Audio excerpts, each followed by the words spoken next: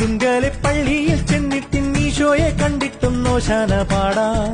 അത്രത്തോളം മക്കളാം നമ്മളെ കർത്താവ് കാക്കുവാൻ കുർബാന കൂടാം.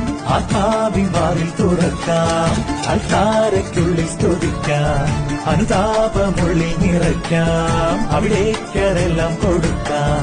ദൈവത്തിന്റെ കുഞ്ഞാടിനോടത്ത് ജീവിതക്കൊന്നു കേറാം.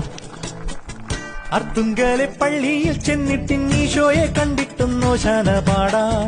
അത്രത്തോളം മക്കളാം നമ്മളെ കർത്താവ് കാക്കുവാൻ കുർബാന കൂടാം.